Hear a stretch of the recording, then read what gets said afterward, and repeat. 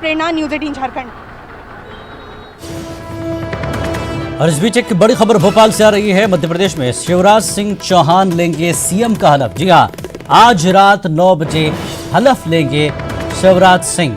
राजभवन में होगी हलफ बर्दारी तकरीब। जैसा कि एमपी में काफी सियासी नाटक रहा। कांग्रेस के कई बागी अरकान ने कांग्रेस को ही धोखा दिया था। उसके बाद काफी सियासी उथल पुथल रही।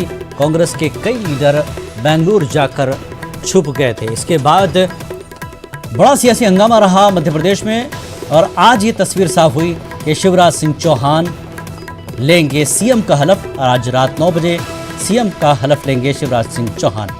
राजभवन में हलफ बर्दारी तकरीब होगी। तो मध्य प्रदेश को बीजेपी के साबिक वजीर आला दोबारा वजीर आला बनने जा रहे हैं शिवराज सिंह चौहान।